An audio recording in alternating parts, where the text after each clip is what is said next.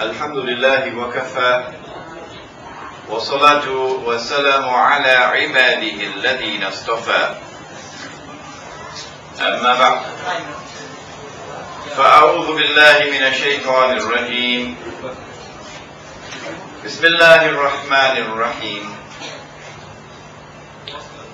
ونزلنا عليك الكتاب تبيانا لكل شيء وهدى ورحمة وبشرى للمسلمين صدق الله العظيم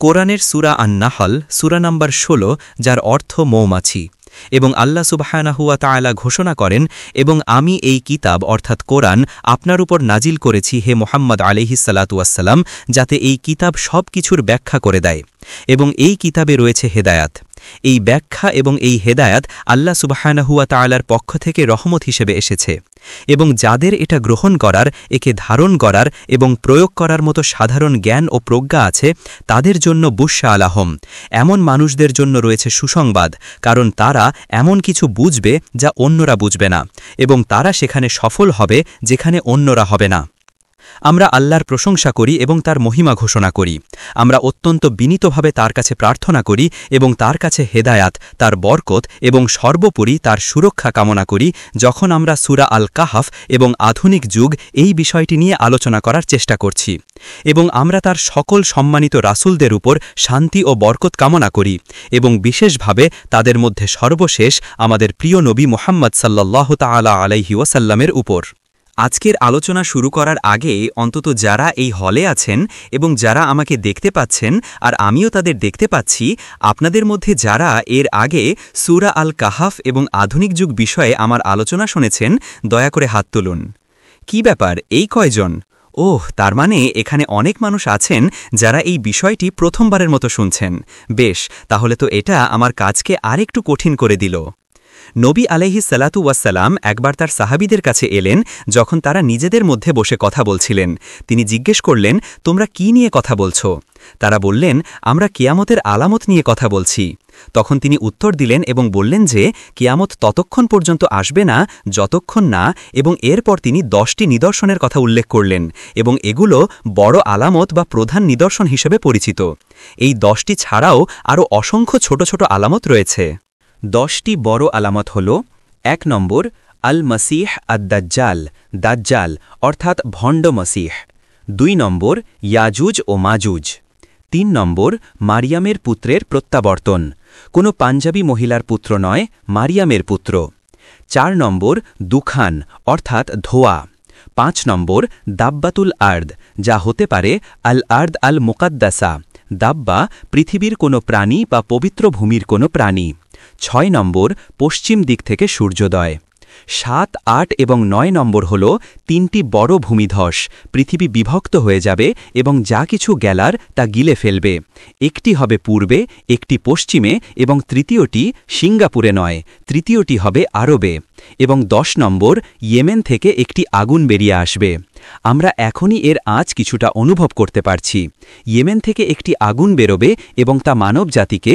মানুষদেরকে তাদের সমাবেশের স্থানের দিকে তাড়িয়ে নিয়ে যাবে যা অবশ্যই আরাফাত এগুলো হল 10টি প্রধান নিদর্শন গতকাল আমাদের সামনে এর মধ্যে 2টি তুলে ধরা হয়েছিল যখন আল্লাহ সুবহানাহু ওয়া তাআলা বললেন বনি ইসরাইল যখন গর্ব করে বলেছিল যে তারা মারিয়ামের পুত্রকে ক্রুশবিদ্ধ করেছে এটা নিয়ে তারা গর্ব করেছিল এটা কোরআনে আছে তাই কেউ এর বিরোধিতা করতে পারবে না তখন আল্লাহ সুবহানাহু ওয়া তাআলা তাদেরকে পবিত্র ভূমি থেকে বিতাড়িত করলেন কিন্তু তারপরেও তিনি তাদের জন্য ক্ষমার দরজা খোলা রেখেছিলেন কারণ তিনি দয়ার সাগর তিনি সূরা বনি ইসরাইলে বলেন আসা রব্বুকুম আইয়ারহামাকুম তার রহমত পাওয়ার জন্য তাদের কি করতে হবে সূরা আরাফের শেষে তিনি এর উত্তর দিয়েছেন যখন সেই নবী আসবেন যিনি হবেন আন-নাবিয়ুল উম্মি অর্থাৎ এমন নবী যিনি নিরক্ষর পড়তে বা লিখতে পারেন না এবং যিনি হবেন একজন জেন্টাইল ইহুদি নন তোমরা যদি তাকে গ্রহণ করো তার উপর বিশ্বাস আনো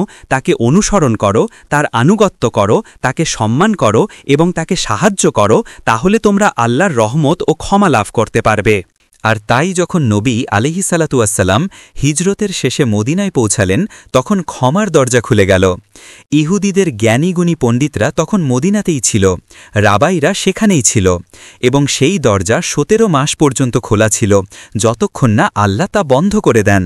কারণ 17 মাস পর এটা দিনের আলোর মতো পরিষ্কার হয়ে গেল যে তারা শুধু মুহাম্মদ আলাইহিসসালাতুয়াসসালামকে নবী হিসেবে প্রত্যাখ্যানই করেনি, বরং তারা বলতো সে ওই আরবদের নবী হতে পারে, আমাদের নয়। 2 নম্বর, তারা কোরআনকে প্রত্যাখ্যান করেছিল, এবং 3 নম্বর, তারা ইসলামকে ধ্বংস করার ষড়যন্ত্র শুরু করেছিল। তাই হিজরতের 17 মাস পর আল্লাহ ক্ষমার দরজা বন্ধ করে দিলেন। তিনি কি করলেন? তিনি কিবলা পরিবর্তন করে দিলেন, এবং কিবলা পরিবর্তন করার পর তিনি সেই উম্মত অর্থাৎ বনি ইসরাইল সম্পর্কে ঘোষণা করলেন। তিনি বললেন, তিলকা উম্মাতুন কদ খলাত, তারা এখন ইতিহাস।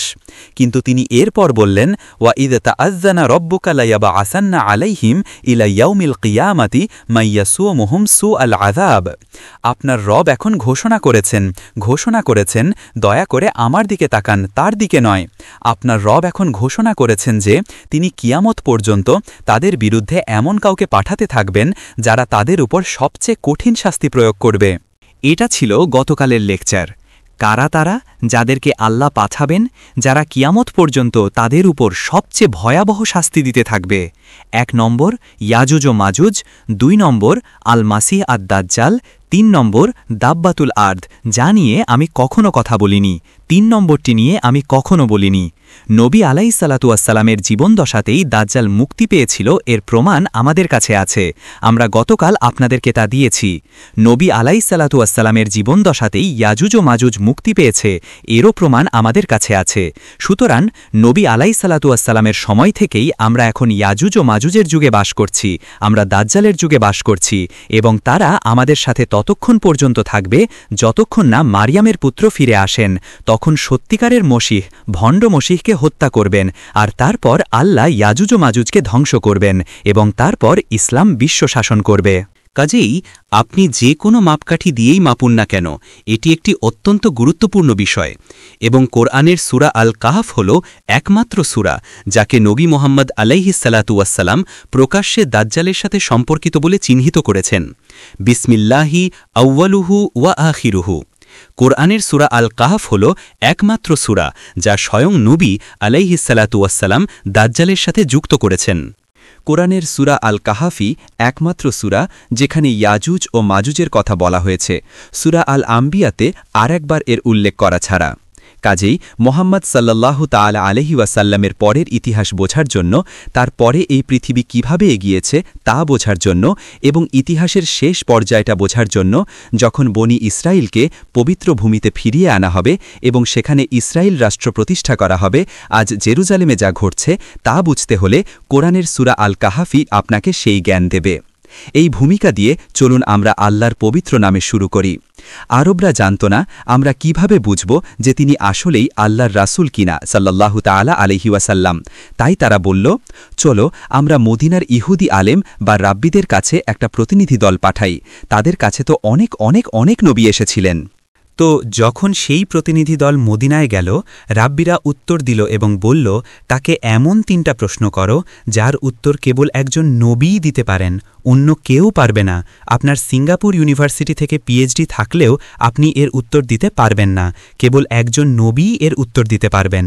তাকে প্রাচীনকালের সেই যুবকদের সম্পর্কে জিজ্ঞেস করো যাদের এক বিস্ময়কর কাহিনী আছে। তাকে সেই মহান ভ্রমণকারীর কথা জিজ্ঞেস করো যিনি পৃথিবীর 2 প্রান্তে ভ্রমণ করেছিলেন, এবং তাকে রূহ সম্পর্কে জিজ্ঞেস করো। এরপর সেই প্রতিনিধি দল মক্কায় ফিরে এলো এবং কুরাইশরা নবী আলাইহিসসালাতুয়াসসালামের মুখোমুখি হয়ে বলল, আপনি যদি সত্যিই নবী হন তবে এই প্রশ্নগুলোর উত্তর দিন। এর জবাবে আল্লাহ সুবহানাহু ওয়া তাআলা উত্তরগুলো নাজিল করলেন। এর মধ্যে 2টি উত্তর রাখা হল সূরা আল কাহফে। তৃতীয় প্রশ্নটির উত্তর রাখা হয়েছিল, কেউ বলবেন? কেউ একজন বলুন তো তৃতীয়টি? আপনারা আমার কাছাকাছি আছেন তাই প্রশ্ন করতে পারছি। গত রাতে তো আপনারা বেঁচে গিয়েছিলেন। তৃতীয়টি কোন সূরাতে? সূরা আল আম্বিয়া? না, সূরা বনি ইসরাইল, যেটা কিনা সূরা আল কাহফের ঠিক আগের সূরা। যেহেতু তিনি এটা করেছেন, 2টি উত্তর এখানে আর একটি উত্তর ওখানে রেখেছেন, তিনি আসলে আমাদেরকে এটাই বলছেন যে এই 2টি সূরা একে অপরের সাথে সংযুক্ত। তাই আপনি যদি সূরা আল কাহফ বুঝতে চান, আপনাকে সূরা বনি ইসরাইলের প্রতি খুব ভালোভাবে মনোযোগ দিতে হবে। ঠিক আছে? বেশ। প্রশ্নের উত্তর দিতে গিয়ে আমরা আজ রাতে পুরো সূরা আল কাহাফ নিয়ে আলোচনা করতে পারব না। আমরা কেবল সেই অংশটিই নেব যা গত রাতে আমাদের আলোচনার বিষয়ের সাথে প্রাসঙ্গিক। মহান ভ্রমণকারীর প্রশ্নের জবাবে কোরআন উত্তর দিল এবং বলল, ওয়াইয়াস আলুনাকা আন যিল করনাইন। তারা তোমাকে যুলকরনাইন সম্পর্কে প্রশ্ন করে। কার্ন মানে হল শিং, তো কার্নানি মানে দুটি শিং, কার্নাইন। কিন্তু কার্নের আরেকটা অর্থ হল যুগ বা কাল। তাই কার্নাইন মানে দুটি যুগ, দুটি তাল, একটি বর্তমান, একটি অতীত বা একটি ভবিষ্যৎ। তিনি যুলকারনাইন নামে পরিচিত, এটা তার উপাধি। তার আসল নাম কি তা আমরা জানি না, কিন্তু যুলকারনাইন এমন একজন ব্যক্তি ছিলেন যাকে আল্লাহ সুবহানাহু ওয়া তাআলা অকল্পনীয় শক্তি দিয়েছিলেন। তিনি যে কোনো লক্ষ্য অর্জন করতে চাইতেন তা করার ক্ষমতা রাখতেন। এক কথায় তিনি ছিলেন সব পরাশক্তির সেরা পরাশক্তি এবং তৎকালীন বিশ্বের শাসক রাষ্ট্রের মতো। আর শাসক রাষ্ট্রের সংজ্ঞা হল সে যে কোনো প্রতিদ্বন্দ্বীর ওপর নিজের ইচ্ছা চাপিয়ে দিতে পারে। ইনি হলেন যুলকারনাইন। কিন্তু যুলকারনাইনের ক্ষমতা প্রতিষ্ঠিত ছিল ঈমানের ভিত্তির ওপর। ঈমান, আল্লাহর প্রতি বিশ্বাস। যখন ক্ষমতা ঈমানের ভিত্তির ওপর প্রতিষ্ঠিত থাকে তখন সেই ক্ষমতা কিভাবে ব্যবহৃত হবে? কোরআন এখন তার প্রথম সফরের বর্ণনা দিচ্ছে, যা ছিল সূর্যাস্তের দিকে। সেখানে তিনি এক কালো জলাশয়ের কাছে পৌঁছালেন, যার মানে হল এটাই তার যাওয়ার শেষ সীমা। সেখানে তিনি একটি জাতির দেখা পেলেন। আপনি এই লোকদের সাথে কি করবেন? আপনার ক্ষমতা কিভাবে ব্যবহার করবেন? যুলকারনাইন উত্তর দিলেন এবং বললেন, যারা জুলুম, অত্যাচার, নিপীড়ন করবে আমি তাদের শাস্তি দেব। সুতরাং যখন ক্ষমতা ঈমানের ভিত্তির ওপর দাঁড়িয়ে থাকে তখন সেই ক্ষমতা অত্যাচারীকে শাস্তি দেওয়ার জন্য ব্যবহৃত হয়। আপনারা কি শুনেছেন? শুনতে খুব ভালো লাগছে, তাই না? ইস, আমাদের যদি এমন একটা পৃথিবী থাকত। যখন ক্ষমতা ঈমানের ভিত্তির ওপর থাকে, আপনারা কি শুনছেন, তখন সেই ক্ষমতা অত্যাচারীকে শাস্তি দিতে ব্যবহৃত হয়। আর যুলকারনাইন বলেন, আর যখন তারা তোমার রবের কাছে ফিরে যাবে তিনিও তাদের কঠোর শাস্তি দেবেন। তাই এমন একটি পৃথিবীতে এখানকার ক্ষমতা আর ওখানকার ক্ষমতার মধ্যে একটি মৌলিক সাদৃশ্য থাকত। কি চমৎকার এক পৃথিবী, কি চমৎকার! এরপর তিনি বললেন, যারা ঈমান আনবে, সিঙ্গাপুরের ডলারের ওপর ঈমান নয়, আল্লাহর ওপর ঈমান এবং সৎকর্ম করবে, আমরা তাদের সাথে সুন্দর আচরণ করব, তাদের পুরস্কৃত করা হবে। সুতরাং যখন ক্ষমতা ঈমানের ভিত্তির ওপর প্রতিষ্ঠিত থাকে, সেই ক্ষমতা ঈমানদার এবং সৎকর্মশীলদের পুরস্কৃত করতে ব্যবহৃত হবে। কি চমৎকার একটা পৃথিবী হতে পারত যদি মানবজাতি মুহাম্মদ সাল্লাল্লাহু তাআলা আলাইহি ওয়াসাল্লামকে মেনে নিত। এরপর যুলকারনাইন বিপরীত দিকে অর্থাৎ সূর্যোদয়ের দিকে ভ্রমণ করলেন। সেখানে তিনি এমন এক জাতির দেখা পেলেন যাদের জন্য আমি আল্লাহ কোনো আচ্ছাদনের ব্যবস্থা করিনি, অর্থাৎ প্রাকৃতিক দুর্যোগ থেকে বাঁচার কোনো আশ্রয়। এক কথায় তারা এক প্রকার আদিম জীবনযাপন করত। যখন ক্ষমতা ঈমানের ভিত্তির ওপর থাকে তখন সেই ক্ষমতা আদিম জীবনযাত্রার প্রতি কেমন আচরণ করবে? ওয়া কাদা আলেক, কোরআন ঘোষণা করছে কাদা আলেক। যুলকারনাইনের উত্তরে বিচক্ষণতা ও প্রজ্ঞা ছিল। তিনি তাদের আদিম জীবনযাত্রাকে সম্মান করলেন এবং তাদের নিজস্ব জীবনধারাকে তার স্বকীয়তা বজায় রেখে চলতে দিলেন।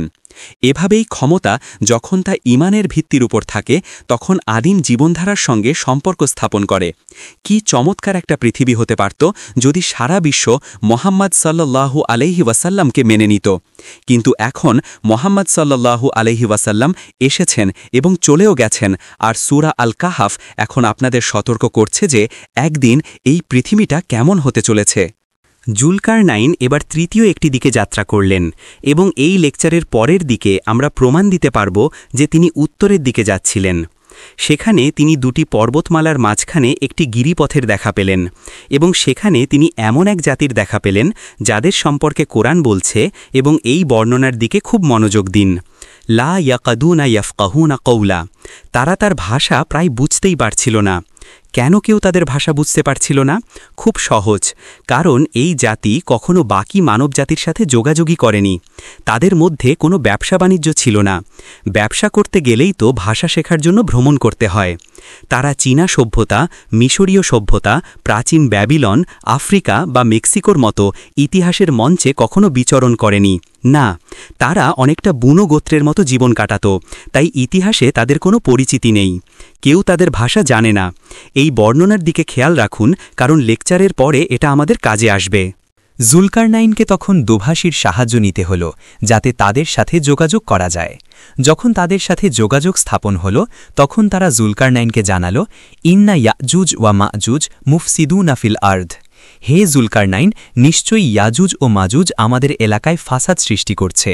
আর ফাসাদ কি তা আমরা গতকাল আপনাদের বলেছি, তারা যা কিছুই স্পর্শ করে তাকেই ধ্বংস বা দুর্নীতিগ্রস্ত করে ফেলে। আপনি কি আমাদের সাহায্য করতে পারেন? আপনি কি ইয়াজুজ ও মাজুজ থেকে আমাদের রক্ষা করার জন্য একটি প্রাচীর নির্মাণ করে দেবেন? তাদের এই অনুরোধটা বেশ অদ্ভুত। আমরা আপনাকে এর জন্য পারিশ্রমিক দিতেও প্রস্তুত। তারা জুলকারনাইনকে, যিনি কিনা বিশ্বের শাসক শক্তি, এটা কেন বলল না যে আপনি ওখানে যান আর ওদের এমন শিক্ষা দিন যাতে ওরা আর কখনো এদিকে আসার সাহস না করে? না, তারা বলল, আপনি কি একটি প্রাচীর নির্মাণ করে দেবেন? এটা বোঝানো হচ্ছে যে জুলকারনাইন এতটা শক্তিশালী হয়েও তাদের ইয়াজুজ ও মাজুজ ধ্বংস করতে পারবেন না। তারা এতটাই শক্তিশালী, তিনি শুধু একটা প্রাচীর তৈরি করতে পারেন। জুলকারনাইন কিভাবে জবাব দিলেন? তিনি ইয়াজুজ ও মাজুজের এই ভয়ঙ্কর শক্তির কথা স্বীকার করলেন, কারণ তিনি বললেন, ঠিক আছে, আমার তোমাদের টাকার দরকার নেই, আমার রব আমাকে যা দিয়েছেন তা এর চেয়ে অনেক বেশি মূল্যবান। তোমরা আমাকে জনবল দিয়ে সাহায্য করো, আমার জন্য জুবুর আল হাদিদ অর্থাৎ লোহার বড় বড় খণ্ড নিয়ে আসো। সুতরাং এই প্রাচীরটা হতে হবে সম্ভাব্য সবচেয়ে শক্তিশালী প্রাচীর। এর জন্য পুনর্ব্যবহারযোগ্য কাগজ ব্যবহার করা যাবে না, কাদা, বাঁশ বা কাঠও ব্যবহার করা যাবে না। সবচেয়ে শক্তিশালী ধাতু ব্যবহার করতে হবে, লোহা। তিনি প্রাচীরটি তৈরি করলেন এবং 2 পর্বতমালার মাঝখানের পথটি বন্ধ করে দিলেন। তারপর তিনি বললেন, তোমরা হাপরে ফু দিয়ে আগুন জ্বালাও যাতে চুল্লির আগুন আরও শক্তিশালী হয়। এবং এরপর তিনি তামা গলানোর জন্য সেই আগুন ব্যবহার করলেন। তারপর তিনি গলিত তামা প্রাচীরের ওপর ঢেলে দিলেন যাতে এতে মরিচা না ধরে। যখন সেই প্রাচীরটি তৈরি হয়ে গেল তখন জুলকারনাইন এই কথাগুলো বললেন, হাদা রহমাতুম মির রব্বি, এই প্রাচীরটি আমার রবের পক্ষ থেকে এক রহমত, এক দয়া ও করুণা। ফাইদা যা ওয়াদু রব্বি, কিন্তু যখন আমার রবের প্রতিশ্রুত সেই সময় আসবে, কোন সময়? যখন 10টি নিদর্শন প্রকাশ পাবে, যখন শেষ যুগ আসবে, যখন আমার রবের প্রতিশ্রুত সেই সময় আসবে, জাআলাহু দাক্কা, আল্লাহ এই প্রাচীরকে ভেঙে চুরমার করে দেবেন। ওয়াকানা ওয়াদু রব্বি হাক্কা, এবং সেই সময়ে আমার রবের প্রতিশ্রুতি সত্যে পরিণত হবে। যখন প্রাচীরটি ভেঙে পড়বে তখন তিনি বলেন, ওয়া তারাকনা বাদাহুম ইয়াউমা ইদি ইয়ামুজু ফি বাদ, যখন ইয়াজুজ ও মাজুজকে ছেড়ে দেওয়া হবে আল্লাহ প্রাচীরটি ভেঙে দেবেন। যখন তাদের ছাড়া হবে তারা একে অপরের ওপর আছড়ে পড়া ঢেউয়ের মতো ছড়িয়ে পড়বে এবং সেই ঢেউ আল্লাহ মানুষের মাঝে বিভেদ তৈরির জন্য যেসব প্রতিবন্ধকতা রেখেছিলেন সেগুলোর ওপরও আছড়ে পড়বে। কারো পেট পছন্দ করে মাসাকান সুরাবায়া, অন্যজন পছন্দ করে মাসাকান পাদাং জোহর, কেউ পছন্দ করে চাইনিজ খাবার, কেউ মালয়, কেউ ইউরোপীয় খাবার। কিন্তু আল্লাহ যখন ইয়াজুজ ও মাজুজকে ছেড়ে দেবেন তখন এই সমস্ত বাধা ভেসে যাবে আর সমস্ত মানবজাতি এক খাবার খাবে। অনুমান করুন তো কোনটা? ম্যাকডোনাল্ডস আর হ্যামবার্গার। আমরা ভিন্ন ভিন্ন পোশাক পরি, কিন্তু যখন ইয়াজুজ ও মাজুজকে ছাড়া হবে তখন সব বাধা দূর হয়ে যাবে আর আমরা সবাই একই রকম পোশাক পরব। আমরা ভিন্ন ভিন্ন ভাষায় কথা বলি, কিন্তু যখন ইয়াজুজ ও মাজুজকে ছাড়া হবে তখন সব বাধা মুছে যাবে এবং সমস্ত মানবজাতি, অন্ততপক্ষে অভিজাত শ্রেণী, একটি ভাষায় কথা বলবে। সুতরাং যখন ইয়াজুজ ও মাজুজকে ছাড়া হবে তখন বিশ্ব দেখবে যে পুরো পৃথিবী একত্রিত হয়ে একটি বৈশ্বিক সমাজে পরিণত হচ্ছে, যেটাকে আপনারা সিঙ্গাপুরে বলেন গ্লোবালাইজেশন বা বিশ্বায়ন। কিন্তু সেই এক বিশ্ব সমাজ যখন আবির্ভূত হবে তখন যারা মুহাম্মদ সাল্লাল্লাহু আলাইহি ওয়াসাল্লামকে অনুসরণ করে তাদের অন্তরে ভয় সৃষ্টি করবে, কারণ তিনি তার অনুসারীদের বলেছেন যে পৃথিবীর প্রতি 1000 জনের মধ্যে 999 জনই সেই বিশ্ব সমাজের, সেই বিশ্বায়নের অংশ হয়ে যাবে এবং তারা সবাই জাহান্নামের আগুনে যাবে, তাদের উঁচু পদের লোক সহ সবাই। একমাত্র সেই ব্যক্তিই বাঁচবে এবং জান্নাতে প্রবেশ করবে যে ইয়াজুজ ও মাজুজের এই বিশ্ব সমাজের অংশ হওয়াকে প্রতিহত করবে। সে সফলভাবে প্রতিরোধ করতে পারবে কারণ সে মুহাম্মদ সাল্লাল্লাহু আলাইহি ওয়াসাল্লামকে অনুসরণ করে। আল্লাহর প্রজ্ঞা কতই না মহান যে পৃথিবী এমন এক বিস্ময়কর নাটকীয়তার মাধ্যমে শেষ হবে। আল্লাহর প্রজ্ঞা কতই না মহান যে পৃথিবী এমন সুবিচারের মাধ্যমে শেষ হবে। কেবল যারা সত্যকে অনুসরণ করে তারাই ইয়াজুজ ও মাজুজের এই ঝড় থেকে বাঁচতে পারবে। যখন সেই প্রাচীর ভেঙে পড়বে এবং ইয়াজুজ ও মাজুজকে মুক্ত করা হবে, তখন সহি মুসলিমের একটি হাদিসে কুদসিতে আমাদের বলা হয়েছে, এটা আল্লাহ সুবহানাহু ওয়া তাআলার সরাসরি বাণী, আমাকে জেরুজালেম ইন দ্য কুরআন বইটার একটা কপি দাও তো। আমি আমার এমন এক সৃষ্টি তৈরি করেছি যারা এতটাই শক্তিশালী যে আমি ছাড়া আর কেউই তাদের ধ্বংস করতে পারবে না। সুতরাং যখন ইয়াজুজ ও মাজুজকে ছাড়া হবে, তারা জুলকারনাইনের সমকক্ষ হয়ে উঠবে। তারা অপ্রতিরোধ্য শক্তি দিয়ে বিশ্বকে নিয়ন্ত্রণ করবে, আর যখন তারা বিশ্বের নিয়ন্ত্রণ নেবে তখন তারাই হবে বিশ্বের শাসক। কিন্তু ক্ষমতা এখন এমন এক ভিত্তির ওপর প্রতিষ্ঠিত হবে যা দুর্নীতিগ্রস্ত, কারণ আপনাদের মনে আছে তারা বলেছিল নিশ্চয়ই ইয়াজুজ ও মাজুজ আমাদের দেশে ফাসাদ সৃষ্টি করছে। তাই যখন তাদের ছাড়া হবে, বিশ্বের ক্ষমতা ফাসাদ বা দুর্নীতির ভিত্তির ওপর দাঁড়িয়ে থাকবে, আর এই ক্ষমতা সবকিছুকে দুর্নীতিগ্রস্ত করতে ব্যবহৃত হবে। দ্বিতীয়ত, যেহেতু তারা সমস্ত মানবজাতিকে এক বিশ্ব সমাজে আবদ্ধ করবে, সেই এক বিশ্ব সমাজ জাহান্নামের দিকে এগিয়ে যাবে। আর তাই যখন তাদের ছাড়া হবে, ক্ষমতা এখন এমন ভিত্তির ওপর থাকবে যা মূলত ঈশ্বরহীন, ঈশ্বরহীন, ঈশ্বরহীন। এটা জুলকারনাইনের ঠিক বিপরীত। পৃথিবীটা এমন হতে পারত যদি তারা মোহাম্মদ সাল্লাল্লাহু আলাইহি ওয়াসাল্লামকে মেনে নিত, আর পৃথিবীটা এখন এমন হতে চলেছে কারণ তারা মোহাম্মদ সাল্লাল্লাহু আলাইহি ওয়াসাল্লামকে মেনে নেয়নি। প্রাচীর ভেঙে পড়ার পর পৃথিবীটা কেমন হবে? ক্ষমতা এখন এমন এক ভিত্তির ওপর দাঁড়িয়ে আছে যা মূলত ঈশ্বরহীন। তাই যখন সেই ক্ষমতা মানুষের ওপর প্রয়োগ করা হয়, তখন অত্যাচারীকে শাস্তি দেওয়ার পরিবর্তে কি হয়? ক্ষমতা এখন অত্যাচার করার জন্য ব্যবহৃত হবে। আপনারা কি এখনকার বিশ্বকে বুঝতে পারছেন? এই লেকচারের আগে বাইরের পৃথিবীটা ছিল এক অদ্ভুত জায়গা, বোঝা যেত না, কিন্তু সূরা কাহাফের পর আমি এখন বিশ্বকে বুঝতে পারছি। যারা বিশ্বকে নিয়ন্ত্রণ করে, যাদের হাতে ক্ষমতা, তারা এখন অত্যাচার করার জন্য ক্ষমতা ব্যবহার করে। ফলে যারা দুর্বল, যাদের ওপর অবিচার করা হয়েছে, এখন তাদেরকেই শাস্তি দেওয়া হয়, আর অত্যাচারী পার পেয়ে যায়। দ্বিতীয়ত, এখানকার ক্ষমতা আর ওখানকার ক্ষমতার মধ্যে কোনো সামঞ্জস্য থাকবে না। তো এমন এক পৃথিবীতে কে থাকতে চাইবে যা সেই আগের পৃথিবী থেকে এত ভিন্ন? আর তাই একজন মুমিনের অন্তর এই দুনিয়া থেকে বেরিয়ে যাওয়ার জন্য আকুল হয়ে উঠবে। যখন ক্ষমতা মূলত ঈশ্বরহীন ভিত্তির উপর প্রতিষ্ঠিত হয়, তখন সেই ক্ষমতা তাদের শাস্তি দিতেও ব্যবহৃত হবে যাদের ঈমান আছে। যেমন সন্ত্রাসের বিরুদ্ধে যুদ্ধ। লক্ষ্য করে দেখুন, শুধু মুসলিমদেরই টার্গেট করা হচ্ছে। খেয়াল করেছেন? শুধু মুসলিম, শুধু মুসলিম, শুধু মুসলিম। যাদের ঈমান আছে তাদের লক্ষ্যবস্তু বানানো ও শাস্তি দেওয়ার জন্য এখন ক্ষমতা ব্যবহৃত হবে। আপনার ঈমান যত বেশি হবে, তারা আপনাকে তত বেশি টার্গেট করবে।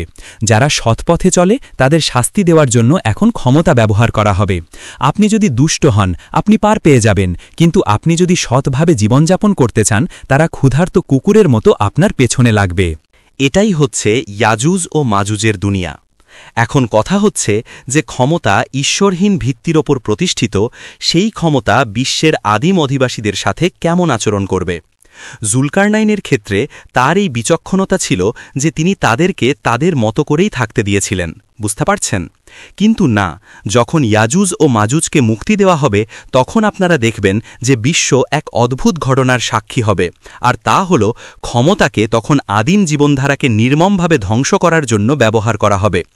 এই ঘটনা কি ইতোমধ্যেই উত্তর আমেরিকায় ঘটেনি, যেখানে আমেরিকান ইন্ডিয়ানদের তেলাপোকার মতো নির্মমভাবে নিশ্চিহ্ন করে দেওয়া হয়েছিল তাদের দ্বারা, যারা এরপর সুন্দর পোশাক পরে রবিবারের সকালে গির্জায় যেত এবং ঘোষণা করত, আমরা সভ্য জাতি, আমাদের অনুসরণ করো। আদিম অধিবাসীদের এই নির্মমভাবে নিশ্চিহ্ন করার প্রক্রিয়া এখনও চলছে। ধারণা করুন তো, কানাডার জেলগুলোতে অধিকাংশ মানুষ কারা? হ্যাঁ, সেখানকার আদিবাসী ইন্ডিয়ানরা। কানাডার জেলগুলো আজ তাদের দিয়ে ভরা। ধারণা করুন তো, এখন অস্ট্রেলিয়ায় সবচেয়ে বেশি কারা কাঁদে? হ্যাঁ, সেখানকার আদিবাসী মানুষেরা। হ্যাঁ, আমি ক্যানবেরায় গিয়েছিলাম, আর তারা আমাকে তাদের একেবারে ঝকঝকে নতুন সংসদ ভবন দেখিয়েছিল। কিন্তু রাস্তার ঠিক উল্টো দিকে আমি নানা রকম পাতলা কাঠ, প্লাইউড দিয়ে বানানো একটা কুঁড়েঘর দেখলাম, অনেক রঙের ছোট্ট একটা কুঁড়েঘর। আর সেখানে একটা বড় সাইনবোর্ড ছিল, অ্যাবরিজিনদের সংসদ। এটা এখনও সেখানে আছে, আপনারা গিয়ে দেখতে পারেন। আর তাই বিশ্বের আদিম অধিবাসীদের লক্ষ্যবস্তু বানানো হবে এবং আক্রমণ করা হবে, এবং আদিম জীবনধারাকে নির্মমভাবে পদদলিত করে ধ্বংস করে দেওয়া হবে এমন লোকদের দ্বারা যাদের কোনো মানবতা নেই, কোনো দয়া মায়া নেই, তারা এসবের কিছুই জানে না। যখন ইয়াজুজ ও মাজুজকে মুক্তি দেওয়া হবে তখন আপনাদের এমন মানুষদের সাথেই মোকাবেলা করতে হবে। আর সেই আদিম অধিবাসীদের মধ্যে যারা এই ঝড়ের পরেও বেঁচে থাকবে আপনি তাদের দেখবেন। তারা নীল জিন্স পরবে, ম্যাকডোনাল্ডসের হ্যামবার্গার খাবে আর হুইস্কি পান করবে। হুইস্কি পান করে মাতাল হয়ে থাকবে, কারণ যে বাস্তবতার মুখোমুখি তাদের হতে হয় তা সহ্য করার জন্য বড্ড বেশি বেদনাদায়ক। ইয়াজুজ ও মাজুজকে মুক্তি দেওয়া হলে পৃথিবীটা এমনই হবে। কোরআন সতর্ক করছে। কখন তাদের মুক্তি দেওয়া হবে? আমরা কিভাবে জানব যে তাদের মুক্তি দেওয়া হয়েছে? আর তাদের মুক্তি দেওয়া হলে কি ঘটবে? কোরআন কি আমাদের আরও কিছু বলে? নবী আলাইহিস সালাতু ওয়াসসালামের কাছে যাওয়ার আগে চলুন কোরআনের কাছে যাই। কোরআনে এ বিষয়ে আরও একটি মাত্র উল্লেখ আছে, শুধুমাত্র একটি। আর সেটা কোথায়? সূরা আল আম্বিয়াতে, সূরা আম্বিয়া। আল্লাহ সুবহানাহু ওয়া তাআলা, যেহেতু আমি গতরাতে আমার বক্তৃতায় এটা উল্লেখ করেছি, আমি এখন খুব দ্রুত বলতে পারি। আল্লাহ সুবহানাহু ওয়া তাআলা একটি শহরের কথা বলেছেন।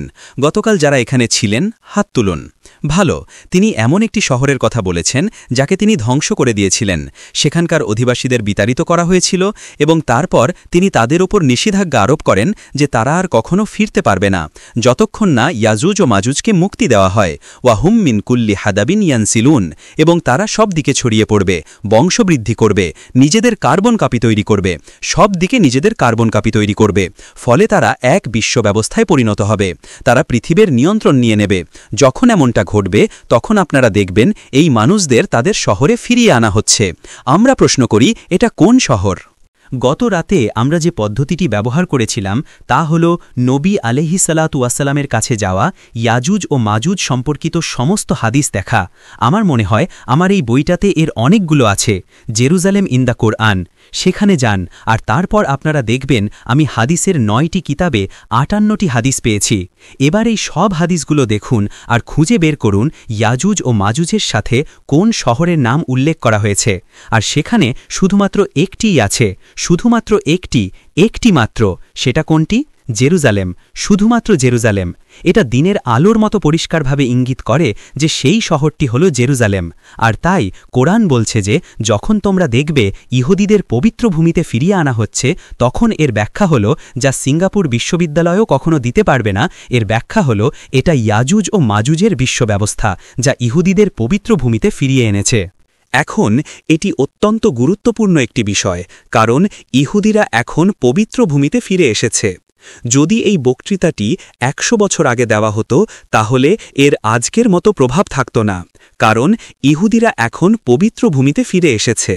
আর ইসরায়েল রাষ্ট্র প্রতিষ্ঠিত হয়েছে যখন ইসলামের ওলামারা হালুয়া খাচ্ছিলেন।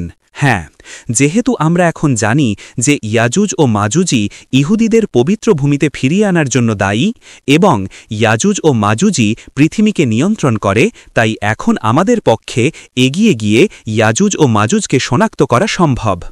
এখন এত চিন্তিত হবেন না। আমরা প্রথমে একটি হাদিসের কাছে যাব। হাদিসটি সহিহ বুখারীতে 8 বার উল্লেখ আছে, 8 বার সহিহ বুখারীতে। আমি এই বইয়ে যা করেছি তা হল আমি আপনাদের জন্য 8টি উল্লেখ করেছি, সামান্য ভিন্নতা সহ, কিন্তু 8টি সেখানে আছে। যখন আপনার কাছে সহিহ বুখারীতে 8টি হাদিস থাকে তখন আপনি সহিহ মুসলিমের একটি হাদিসের কারণে এটিকে বাতিল করতে পারেন না, যা আপাত দৃষ্টিতে এর সাথে সাংঘর্ষিক মনে হয়।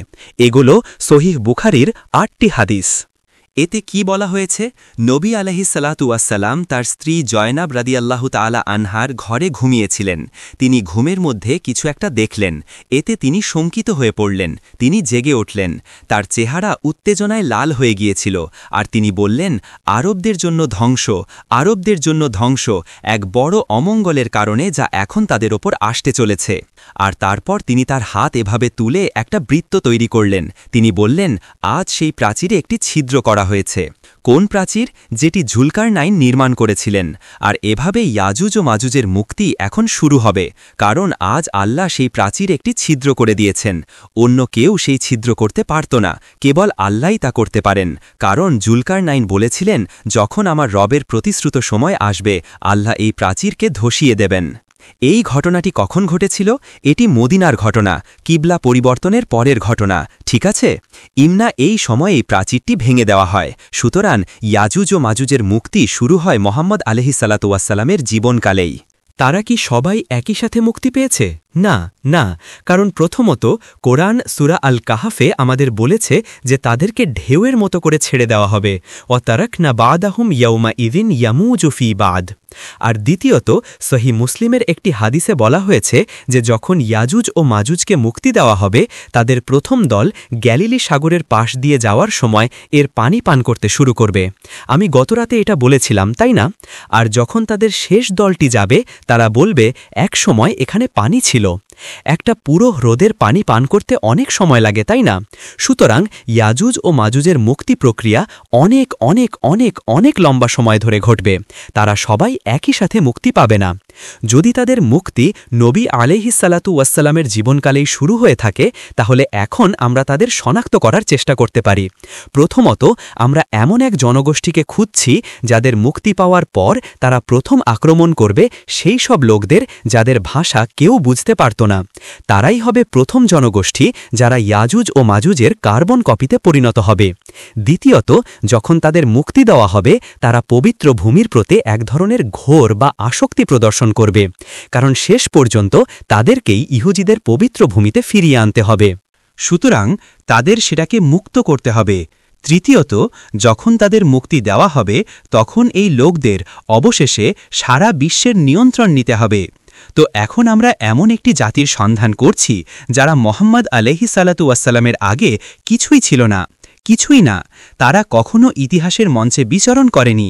তারা মিশর, চীন বা ব্যাবিলনের মতো কোনো মহান সভ্যতা ছিল না, এবং তারা পবিত্র ভূমির হোলি ল্যান্ড প্রতি কখনোই কোনো বিশেষ আগ্রহ দেখায়নি। এবং আমরা এমন একটি জাতির সন্ধান করছি যারা মোহাম্মদ আলাইহিসসালাতু ওয়াসসালামের পর পুরোপুরি ভিন্ন হয়ে যায়। সারা বিশ্বের নিয়ন্ত্রণ নেওয়াই তাদের নিয়তি, এবং পবিত্র ভূমির প্রতি এক তীব্র আকর্ষণ দেখানো তাদের নিয়তি। তাদের নিয়তি হল একটি একক বিশ্ব সমাজ প্রতিষ্ঠা করা, এবং সমস্ত মানব জাতি তাদের কার্বন কপিতে পরিণত হবে। কারা এই লোক? কারা এই লোক যাদের মধ্যে আমরা ইয়াজুজ ও মাজুজকে খুঁজি?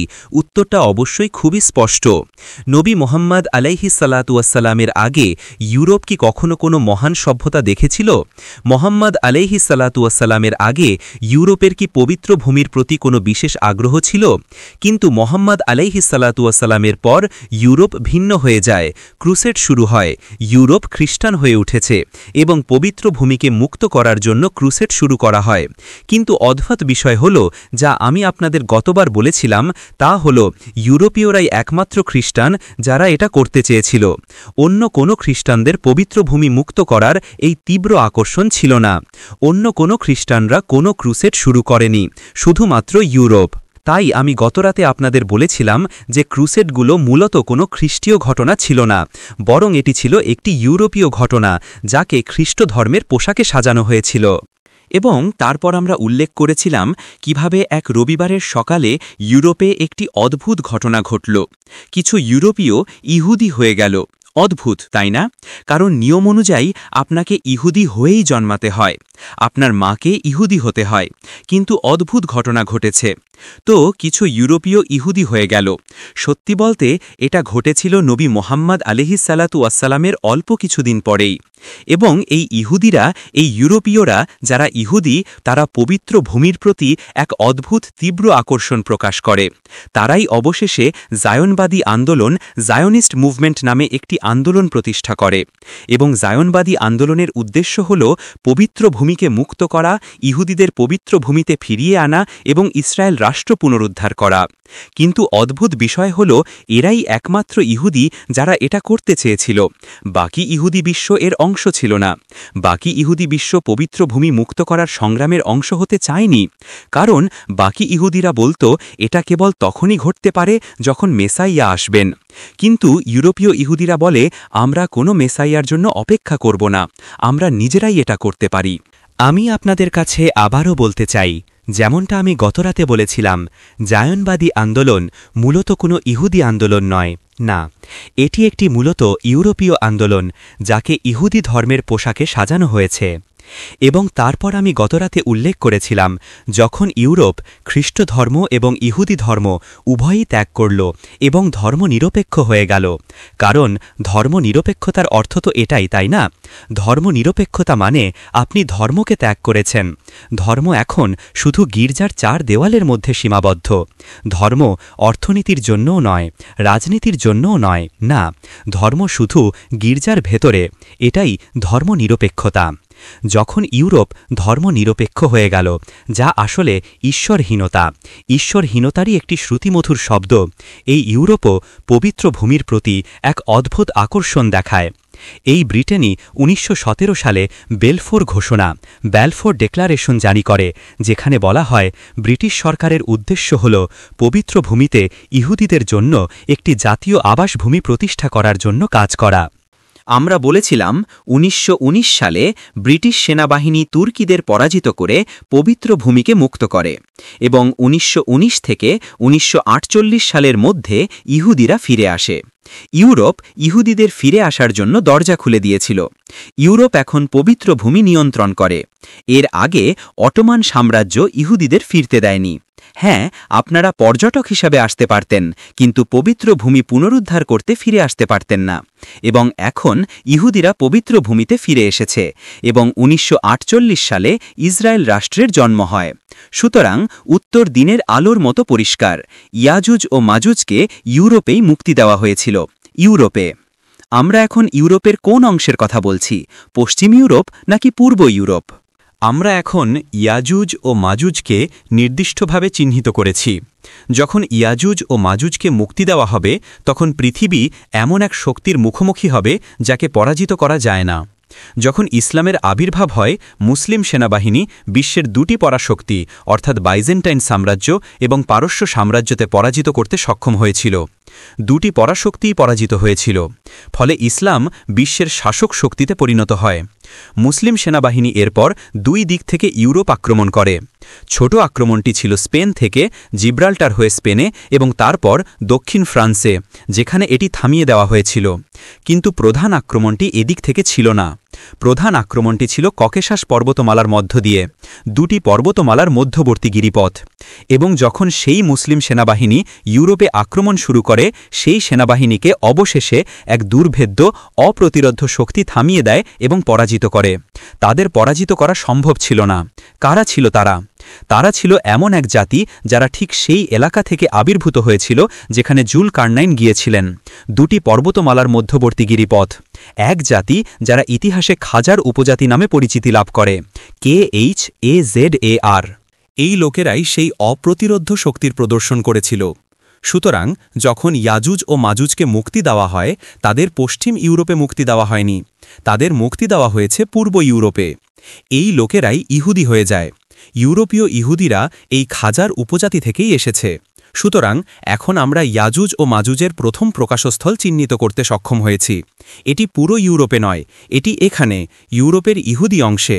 যখন ইয়াজুজ ও মাজুজকে মুক্তি দেওয়া হবে, তাদের প্রথম দলটি গ্যালিলি সাগরের সি অফ গ্যালিলির পাশ দিয়ে যাবে এবং এর পানি পান করা শুরু করবে। এবং যখন তাদের শেষ দলটি সেখান দিয়ে যাবে, তারা বলবে একসময় এখানে পানি ছিল। কে এই পানি পান করছে? কারা এই পানি পান করছে? এখন পানি কতটা নিচে নেমে গেছে আপনারা কি জানেন? গ্যালিলি সাগরের পানির স্তর এখন রেকর্ডকৃত ইতিহাসের যে কোনো সময়ের চেয়ে নিচে। এটা এত নিচে নেমে গেছে যে খুব শীঘ্রই সেই পানি আর পান করার যোগ্য থাকবে না, এতটাই নিচে।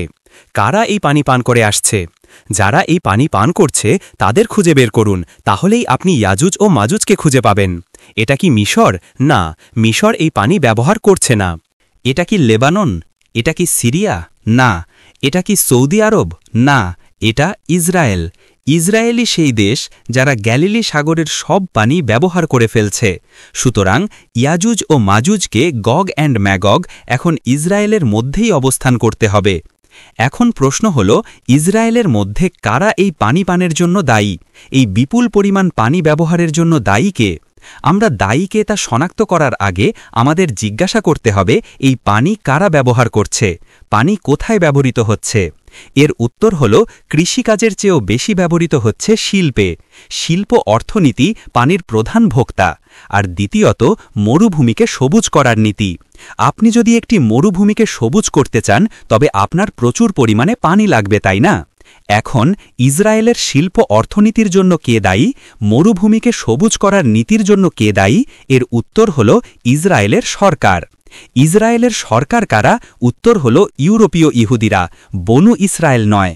বনু ইসরায়েল হল সেই সব ইহুদি যারা ইয়েমেন, ইরাক, মিশর এবং মরক্কোতে ছিল, যাদের সাথে আরবদের জাতিগত সাদৃশ্য রয়েছে। বনু ইসরায়েল ইউরোপীয় ইহুদি হতে পারে না। সুতরাং এই হাদিস থেকে এখন এটা স্পষ্ট যে যখন তারা গ্যালিলি সাগরের পাশ দিয়ে যাবে এবং এর পানি পান করবে, তখন বোঝা যাবে যে ইয়াজুজ ও মাজুজ মূলত খাজার গোত্রের ইউরোপীয় ইহুদিদের মধ্যে থেকে এসেছে। একটি চমৎকার বই আছে যা আমি আপনাদের পড়ার জন্য সুপারিশ করতে চাই। বইটির নাম দ্য 13th ট্রাইব। আপনারা পুরো বইটি ইন্টারনেটে পড়তে পারবেন, হয়তো www.13tribe.com ব্যবহার করলে খুঁজে পেতে পারেন। আচ্ছা, ইয়াজুজ ও মাজুজকে শনাক্ত করার পর আমরা এখন বুঝতে পারছি যে ইউরোপী সেই শক্তি যা ইহুদিদের পবিত্র ভূমিতে ফিরিয়ে আনার জন্য দায়ী ছিল। কিন্তু এটি এমন এক ইউরোপ যা ইয়াজুজ ও মাজুজের সভ্যতা। আপনি সেই সভ্যতাকে পরাজিত করতে পারবেন না। এটি এমন এক সভ্যতা যা ক্রমাগত প্রসারিত হচ্ছে, সারা বিশ্বে নিজের কার্বন কপিল বা হুবহু নকল তৈরি করছে।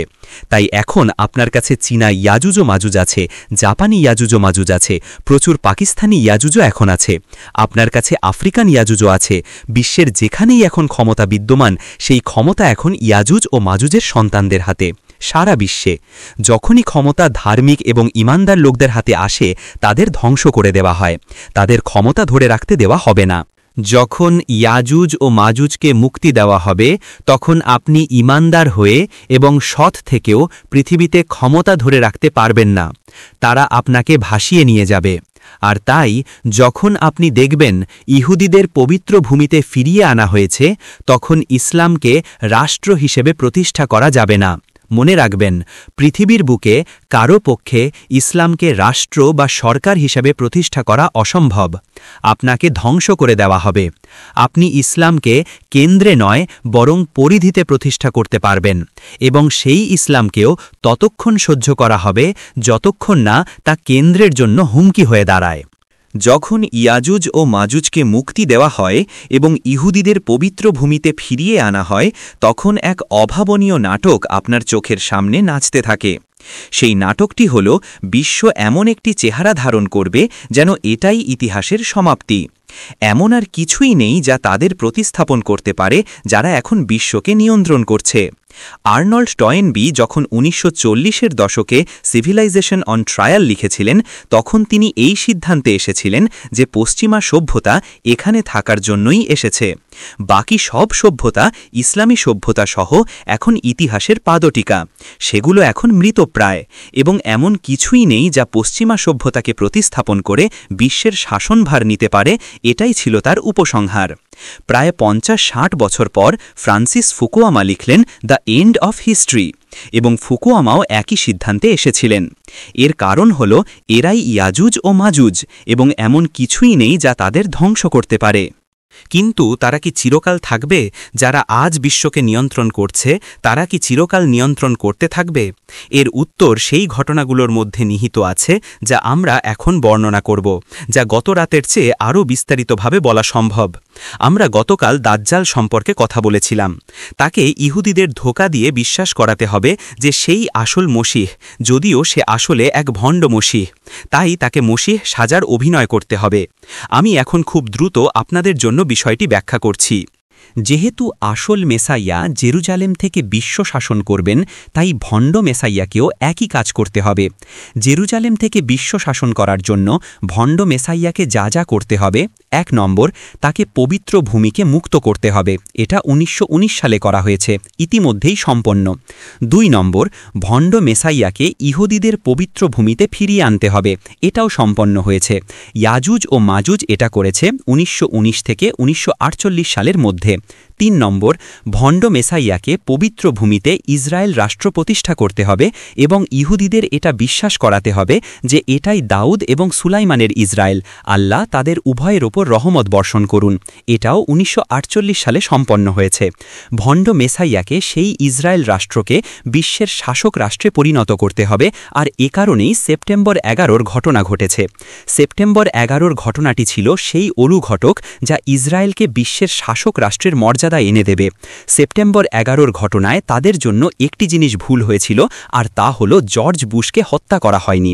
হ্যাঁ, কারণ জীবন ও মৃত্যু ইসরায়েলি মোসাদের হাতে নেই, জীবন ও মৃত্যু ইব্রাহিমের খোদার হাতে। তাই মিস্টার বুশ এখনও বেঁচে আছেন। কিন্তু সেপ্টেম্বর 11 ঘটনাটি ছিল সেই অনুঘটক যা শেষ পর্যন্ত ইসরায়েলকে বিশ্বের শাসক রাষ্ট্রের মর্যাদা এনে দেবে। ইসরায়েলকে বিশ্বের শাসক রাষ্ট্র হতে হলে তাকে একটি বড় যুদ্ধ করতে হবে, যা ইসরায়েলকে সেই সীমানা এনে দেবে, সেই অঞ্চল যা তাওরাতে উল্লেখ আছে, পবিত্র ভূমি, মিশরের নদী থেকে ইউফ্রেটিস নদী পর্যন্ত বিস্তৃত। আর তাই ইসরায়েলকে ইরাক দখল করতে হবে। যদি ইসরায়েলকে ইরাক দখল করতে হয় তবে প্রথমে আপনাকে তাই করতে হবে যা 1980 সালে করা হয়েছিল, ইরাকের পারমাণবিক শক্তি ধ্বংস করা। 2 নম্বর, আপনাকে তাই করতে হবে যা 1990 সালে করা হয়েছিল, উপসাগরীয় যুদ্ধ, যা ইরাকের সামরিক শক্তি ধ্বংস করে দেয়। আপনাকে তাই করতে হবে যা 1990 থেকে এখন পর্যন্ত করা হয়েছে, ইরাকের ওপর জাতিসংঘের নিরাপত্তা পরিষদের অর্থনৈতিক নিষেধাজ্ঞা আরোপ করা, যাতে ইরাক পঙ্গু হয়ে যায় এবং পুরনো প্রস্তর যুগে ফিরে যায়। এবং আপনাকে তাই করতে হবে যা মিস্টার বুশ এখন করতে চান, যা আগামী কয়েক মাসের মধ্যেই আসছে, ইরাকের ওপর শেষ আঘাত হানা, যাতে ইসরায়েল যখন তার বড় আক্রমণ শুরু করবে তখন ইরাক প্রতিরোধ করতে না পারে। আর এরপর ইসরায়েল রাষ্ট্রের ভূখণ্ড নাটকীয়ভাবে প্রসারিত হবে। আমার হাতে সময় নেই, কিন্তু আমেরিকার ওপর হামলার মুসলিম প্রতিক্রিয়া নিয়ে আমি আরও অনেক কিছু বলতে পারতাম, কিন্তু আমাদের হাতে সময় নেই। যদি ইসরায়েলকে ইরাক দখল করতে হয় তাহলে আপনাকে প্রথমে সেটাই করতে হবে যা আপনি 1980 সালে করেছিলেন, অর্থাৎ ইরাকের পারমাণবিক শক্তি ধ্বংস করতে হবে। দ্বিতীয়ত, আপনাকে তাই করতে হবে যা আপনি 1990 সালে করেছিলেন, মানে উপসাগরীয় যুদ্ধের মাধ্যমে ইরাকের সামরিক শক্তিকে ধ্বংস করতে হবে। আপনাকে সেটাই করতে হবে যা আপনি 1990 থেকে এখন পর্যন্ত করেছেন, অর্থাৎ ইরাকের ওপর জাতিসংঘের নিরাপত্তা পরিষদের অর্থনৈতিক নিষেধাজ্ঞা চাপিয়ে দিয়েছেন, যাতে ইরাক পঙ্গু হয়ে একেবারে আদিম যুগে ফিরে যায়। এবং আপনাকে এখন সেটাই করতে হবে যা মিস্টার বুশ করতে চাইছেন, যা আগামী কয়েক মাসের মধ্যেই আসছে, ইরাকের ওপর শেষ আঘাত হানা, যাতে ইসরায়েল যখন তার বড় আক্রমণ শুরু করবে তখন ইরাক কোনো প্রতিরোধী করতে না পারে। আর এরপরই ইসরায়েল রাষ্ট্রের সীমানা নাটকীয়ভাবে প্রসারিত হবে। আমার হাতে সময় নেই, কিন্তু আমেরিকার ওপর আক্রমণের প্রতিক্রিয়ায় মুসলিমদের কি করা উচিত এই বিষয়ে আমি আরও অনেক কিছু বলতে পারতাম, কিন্তু আমাদের হাতে সময় নেই। যখন ইসরায়েল সেই আক্রমণ চালাবে এবং রাষ্ট্রের সীমানা বিশালভাবে প্রসারিত হবে, তখন তারা খুব সহজেই ফিলিস্তিনি জনগণকে বাইরে বের করে দিতে পারবে। ঠিক একই সময়ে মার্কিন অর্থনীতি ভেঙে পড়বে, মার্কিন ডলারের পতন হবে। আমরা ইতোমধ্যেই এর লক্ষণ দেখতে পাচ্ছি।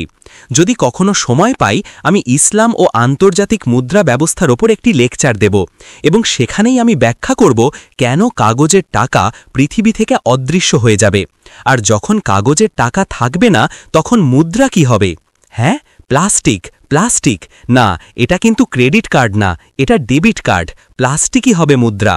আর যখন আপনার সমস্ত টাকা ব্যাংকে থাকবে তখন এমন কোনো টাকা থাকবে না যা আপনি বাড়িতে নিয়ে গিয়ে আপনার স্ত্রীকে বলতে পারেন এটা তুলে রাখো, না, কারণ সব টাকাই তো ব্যাংকে। তখন তারা যখন খুশি আপনার টাকা বাজেয়াপ্ত করতে পারবে। আপনারা কি জানেন 2 সপ্তাহ আগে আর্জেন্টিনায় কি হয়েছিল যখন ইসলামের আলেমেরা হালুয়া খাচ্ছিলেন?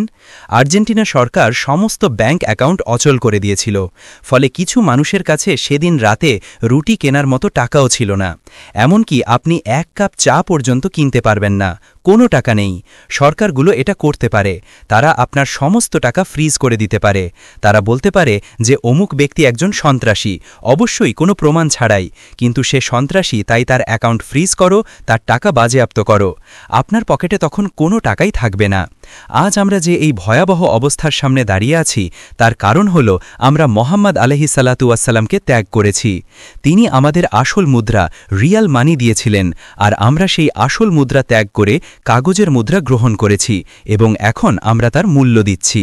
যখন মার্কিন অর্থনীতি ভেঙে পড়বে, মার্কিন ডলারের পতন হবে এবং ইসরায়েল রাষ্ট্রের নাটকীয়ভাবে সম্প্রসারণ ঘটবে, তখন ইসরায়েল রাষ্ট্র মার্কিন যুক্তরাষ্ট্রের প্রেসিডেন্টকেও অমান্য করবে, যিনি বলবেন সরে যাও, ইসরায়েল সরবে না। তখন প্রেসিডেন্ট দ্বিতীয়বার বলবেন সরে যাও, ইসরায়েল সরবে না। প্রেসিডেন্ট তৃতীয়বার বলবেন দয়া করে সরে যাবে কি, ইসরায়েল তাও সরবে না। তখন প্রেসিডেন্ট বলবেন আমি বুঝতে পারছি ইসরায়েল কেন সরছে না। আর এরপর ইসরায়েল জাতিসংঘের নিরাপত্তা পরিষদকেও অমান্য করার ক্ষমতা রাখবে, যারা একটি প্রস্তাব পাশ করবে, আমরা জেনিনে একটি তথ্য অনুসন্ধানী দল পাঠাতে চাই। ইসরায়েল বলবে না, তোমরা তা করতে পারবে না। তখন নিরাপত্তা পরিষদ কি করবে? তারা পিছু হটবে। ইসরায়েল তখন বিশ্বের শাসক রাষ্ট্র হয়ে উঠবে, কারণ কেউই ইসরায়েল রাষ্ট্রের উপর নিজেদের ইচ্ছা চাপিয়ে দিতে পারবে না।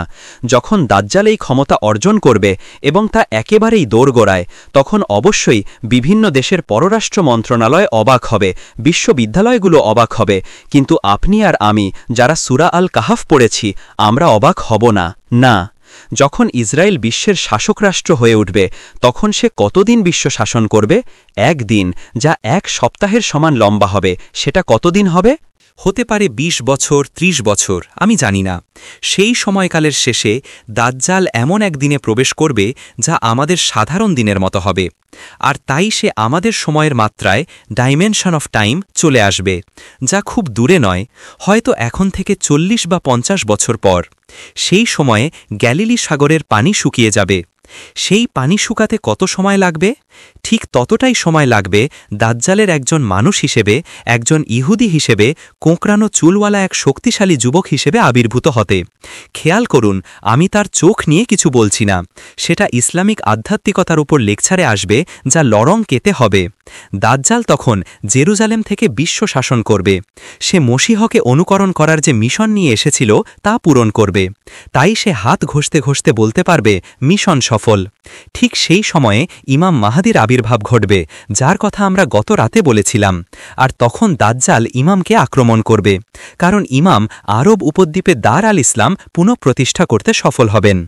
সৌদি আরব রাষ্ট্রটি তখন ইতিহাসের আস্থা করে নিক্ষিপ্ত হবে, যেখান থেকে এর উৎপত্তি হয়েছিল, আর ইসলাম তার জন্মভূমিতে পুনরায় জেগে উঠবে, আরবে দার আল ইসলাম। এটাই হবে ইসরায়েল রাষ্ট্রের জন্য সবচেয়ে বড় এবং সবচেয়ে শক্তিশালী হুমকি। আর সেটা আসছে। তাই দাজ্জালকে এর জবাব দিতেই হবে। তাকে ইমাম মাহাদিকে আক্রমণ করতে হবে। নবী আলাইহিসসালাতু বলেছেন, তিনি তার হাত ২০ বার পূর্ব দিকে ইশারা করে দেখিয়েছেন। তিনি বলেছেন পূর্ব দিক থেকেই সে আক্রমণ করবে। আর গতকাল আমরা আপনাদের বলেছিলাম সে কিভাবে আক্রমণ করবে। সে একটি গাধার উপর সওয়ার হয়ে আক্রমণ করবে। সেই গাধার কানগুলো অনেক চওড়া করে প্রসারিত থাকবে। গাধাটি মেঘের মতো দ্রুত গতিতে ভ্রমণ করবে। আর আমি আপনাদের বলেছি যে আমি গত সপ্তাহে হংকং গিয়েছিলাম সেই গাধায় চড়েই। সুতরাং আমরা এখানে ফাইটার এয়ারক্রাফটের যুদ্ধবিমানের কথা বলছি। ইসরায়েল রাষ্ট্র যুদ্ধবিমান ব্যবহার করে আক্রমণ করবে, কিন্তু আক্রমণটি আসবে পূর্ব দিক থেকে। সুতরাং আমরা দাহরানের কথা বলছি, যা এক সময় দাহরানে সৌদি বিমানবাহিনীর ঘাঁটি ছিল, আর এখন তা দাহরানে আমেরিকান বিমানবাহিনীর ঘাঁটি। আক্রমণটি আসবে পূর্ব দিক থেকে। ফেরেশতারা মক্কা ও মদিনাকে রক্ষা করবেন। আর সহি মুসলিম আমাদের বলে যে আক্রমণটি দামেস্কের দিকে মোড় নেবে, আর তারপর সেই মুয়াজাহা মুখোমুখি লড়াই হবে, যা আমরা গত রাতে বর্ণনা করেছি। আমাদের তা পুনরাবৃত্তি করার দরকার নেই। ইমাম মাহদি মসজিদের ভেতরে থাকবেন এবং দাজ্জাল বাইরে থাকবে। তার সাথে থাকবে ইসফাহানের ৭০,০০০ ইহুদি, যারা তাদের ইহুদি চাদর পরিহিত থাকবে, যা ইঙ্গিত দেয় যে ইসরায়েলের ক্ষমতা এখন ইউরোপীয় ইহুদির কাছ থেকে, যে আসলে ইহুদিই নয়, সে কেবল ইহুদির পোশাক পরা একজন ইউরোপীয়, স্থানান্তরিত হয়ে বনি ইসরায়েলের হাতে চলে গেছে। এবং আমরা আপনাদের গতরাতে বলেছিলাম যে ইসরায়েলে ক্ষমতার এই পরিবর্তনের প্রক্রিয়া ইতোমধ্যেই শুরু হয়ে গেছে, যখন ইসলামের আলেমেরা অবশ্যই হালুয়া খাচ্ছিলেন। কারণ ইসরায়েলের নতুন প্রেসিডেন্ট যিনি শিমন পেরেজকে প্রেসিডেন্ট পদে পরাজিত করেছেন তিনি একজন ইরানি ইহুদি, ইউরোপীয় ইহুদি নন। রাষ্ট্রের ইতিহাসে প্রথমবারের মতো বনি ইসরায়েল এখন ক্ষমতা গ্রহণ করছে, ইমাম ভেতরে এবং দাজ্জাল বাইরে, আর ঠিক সেই মুহূর্তে মরিয়মের পুত্র ঈসা নেমে আসবেন। গ্যালিলি সাগরের পানি তখন শুকিয়ে গেছে। আমি আপনাদের বলছি যে সেই ঘটনা এখন থেকে প্রায় 50 বছর দূরে। ইমাম বলবেন, এই যে তিনি, ইনি মরিয়মের পুত্র। আর এভাবেই ইতিহাসের পুনরাবৃত্তি ঘটবে, কারণ এর আগেও একবার এমন হয়েছিল যখন জন দ্য ব্যাপটিস্ট অর্থাৎ ইয়াহিয়া আলাইহিসসালাম বলেছিলেন, এই যে তিনি, এই সেই ব্যক্তি যার জন্য তোমরা অপেক্ষা করছিলে, ইনি মসিহা। আর তারপর আসল মসিহ বেরিয়ে আসবেন এবং ভণ্ড মসিহের মুখোমুখি হবেন। ভণ্ড মসিহ পালাবে এবং আসল মসিহ তাকে তাড়া করে লুদ নামক স্থানে ধরে ফেলবেন, যা ইসরায়েলি বিমানবাহিনীর সদর দপ্তর। আর তারপর আসল মসিহ ভণ্ড মসিহকে হত্যা করবেন। ফলে সমস্ত বিমান তখন মাটিতে নেমে আসবে। তাদের আর আকাশের ওপর কোনো নিয়ন্ত্রণ থাকবে না। তাদের ক্ষমতার উৎসই হল আকাশের ওপর তাদের নিয়ন্ত্রণ। আকাশ আর তাদের অধীনে থাকবে না। দাজ্জাল তখন ধ্বংস হয়ে যাবে। এবার আসবে গগ ও ম্যাগগ বা ইয়াজুজ ও মাজুজের শেষ, যা নিয়ে আমরা গতরাতে আলোচনা করতে পারিনি। এই সংক্রান্ত একমাত্র হাদিসটি সহি মুসলিমে রয়েছে। সেই একমাত্র হাদিসটি ঘোষণা করে যে ঠিক তখনই ইয়াজুজ ও মাজুজকে মুক্তি দেওয়া হবে এবং তাদের প্রথম দলটি গ্যালিলি সাগরের পাশ দিয়ে যাওয়ার সময় সেখানকার পানি পান করতে শুরু করবে। আর যখন তাদের শেষ দলটি সেখান দিয়ে যাবে, তারা বলবে, এখানে একসময় পানি ছিল। আর ইসলামিক পণ্ডিতদের জগৎ এই একটিমাত্র হাদিসকেই আঁকড়ে ধরে আছে। আর তাই ইসলামিক স্কলারশিপ জোর দিয়ে বলছে যে মরিয়মের পুত্র ফিরে না আসা পর্যন্ত বিশ্ব ইয়াজুজ ও মাজুজের মুখোমুখি হতে পারে না। এটা অসম্ভব। আমি বাজি দ্বিগুণ করছি, কিন্তু তারা এটাকে অগ্রাহ্য করেছে। সহি বুখারীর 8টি হাদিস, যা আমরা তাদের জন্য এই বইতে রেকর্ড করেছি, তারা এই বই থেকে এর ফল পেতে পারত। দ্বিতীয়ত, তারা আরেকটি বিষয়কে অগ্রাহ্য করেছে। ইহুদিরা পবিত্র ভূমিতে ফিরে এসেছে। কোরআন ঘোষণা করে যে এতে সব কিছুর ব্যাখ্যা রয়েছে। সুতরাং কোরআনকে অবশ্যই ইহুদিদের পবিত্র ভূমিতে ফিরে আসার বিষয়টি ব্যাখ্যা করতে হবে। সেই ব্যাখ্যাটা কি? আরে, হালুয়া খাওয়া বন্ধ করে আমাকে ব্যাখ্যাটা দিন। তাদের কাছে এর কোনো উত্তর নেই। তারা তৃতীয় একটি বিষয়কেও অগ্রাহ্য করেছে। হিজরতের প্রায় 50 বছর পর খলিফা, আমার মনে হয় তিনি ছিলেন উসমান রাদিয়াল্লাহু তাআলা আনহু, একটি প্রতিনিধি দল পাঠিয়েছিলেন জুলকারনাইনের তৈরি করা সেই প্রাচীরটি খুঁজে বের করার জন্য। সেই প্রতিনিধি দল ভ্রমণ করে ককেশাস পর্বতমালায় প্রাচীরটি খুঁজে পায় এবং তারা মদিনায় ফিরে এসে খবর দেয় যে প্রাচীরটি ধ্বংসস্তূপে পরিণত হয়েছে। ইসলামিক জ্ঞানের জগৎ এই সমস্ত প্রমাণকে অগ্রাহ্য করেছে। ইসলামিক জ্ঞানের জগৎ আজ বিশ্বে ঘটে চলা বিশ্বায়ন বা গ্লোবালাইজেশনের ঘটনা ব্যাখ্যা করতে গিয়ে কিংকর্তব্য বিমূঢ় হয়ে পড়েছে। এর ব্যাখ্যা হল ইয়াজুজ ও মাজুজ, কিন্তু তারা সেই ব্যাখ্যা দিতে পারছে না, কারণ তারা মরিয়মের পুত্রের ফিরে আসার অপেক্ষায় আছে এবং কেবল মরিয়মের পুত্র ফিরে আসার পরেই ইয়াজুজ ও মাজুজকে মুক্তি দেওয়া হবে। এটাই তাদের সংকট। আমি কিভাবে এই হাদিসটি নিয়ে কাজ করেছি? আমার শিক্ষক মাওলানা ফজলুর রহমান আনসারী রাহিমাহুল্লাহ এই গুরুত্বপূর্ণ শিক্ষাটি দিয়েছিলেন। তিনি বলেছিলেন, কোনো হাদিসকে বিচ্ছিন্নভাবে নিও না। না, তোমাকে অবশ্যই একটি নির্দিষ্ট বিষয়ের ওপর তোমার কাছে থাকা সমস্ত তথ্যের মধ্যে হাদিসটিকে স্থাপন করার চেষ্টা করতে হবে। তারপর সেই সূত্রটি খুঁজে বের করার চেষ্টা করো যা কোরআনের এই সমস্ত আয়াত, এই সমস্ত হাদিসকে একটি অখণ্ড সত্তায় বেঁধে রাখে, এবং তারপর এই হাদিসটি বোঝার চেষ্টা করো। যখন আমি এটা করি তখন আমি যে উপলব্ধিটি পেয়েছি এবং আল্লাহই সবচেয়ে ভালো জানেন, তা হল প্রকৃত মাসিহ যখন ভণ্ড মাসিহকে হত্যা করবেন ঠিক সেই সময়েই ইয়াজুজ ও মাজুজের শেষ ঢেউকে মুক্তি দেওয়া হবে এবং যখন তারা গালিলি সাগর সি অফ গ্যালিলি পার হবে তারা দেখবে সেটি শুকিয়ে গেছে।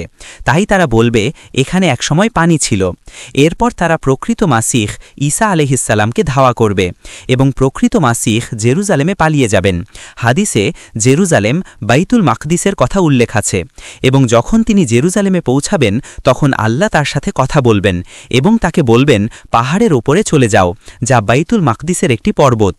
যখন তিনি পাহাড়ের ওপরে যাবেন তখন ইয়াজুজ ও মাজুজ পাহাড়টিকে ঘিরে ফেলবে এবং তারা বলবে, আমরা পৃথিবীতে যারা ছিল তাদের হত্যা করেছি, এখন চলো আকাশে যারা আছে তাদের হত্যা করি। আর তারা আকাশের দিকে তাদের তীর ছুড়বে এবং আল্লাহ সেই তীরগুলোকে রক্তমাখা অবস্থায় নিচে ফিরিয়ে ফিরিয়ে আনার ব্যবস্থা করবেন, এটা আমি ব্যাখ্যা করতে পারবো না। এখানে কোনো যুবক বা যুবতী থাকতে পারে যাকে আল্লাহ হয়তো আগামীকাল এই জ্ঞান দান করবেন এবং এই হাদিসটি বোঝার তৌফিক দেবেন, এবং তোমরা এসে এই মঞ্চে দাঁড়াবে এবং এই বিষয়টি শেখাবে, আর তখন মানুষকে সেই বিষয়টি ব্যাখ্যা করে বোঝাবে যা আমি এখন ব্যাখ্যা করতে পারছি না। ঈসা আলাইহিসসালামের সাথে বিশ্বাসীরা পাহাড়ের ওপরে থাকবেন এবং তারা ভয়ঙ্কর কষ্টের শিকার হবে, ভয়ঙ্কর কষ্ট। তাদের দলের একটি ষাঁড়ের মাথা তাদের কাছে দুনিয়া ও এর মধ্যে থাকা সব কিছুর চেয়েও মূল্যবান মনে হবে, কারণ সেখানে তীব্র ক্ষুধা থাকবে। তখন ঈসা আলাইহিসসালাম তার হাত তুলে ইয়াজুজ ও মাজুজকে ধ্বংস করার জন্য আল্লাহর কাছে দোয়া করবেন। আপনারা যারা ব্লু জিন্স পরে আছেন এখন উত্তরটা শুনুন কেমন। আল্লাহ সুবহানাহু ওয়া তাআলা সেই দোয়ার জবাব দেবেন। কেউ কি ব্লু জিন্স পরে আছেন? না। আচ্ছা, আমি ব্লু জিন্সের কথা উল্লেখ করি কারণ এটি তাদের বিশ্বায়িত সমাজের গ্লোবালাইজেশনের উত্থানের সবচেয়ে দৃশ্যমান প্রতীক।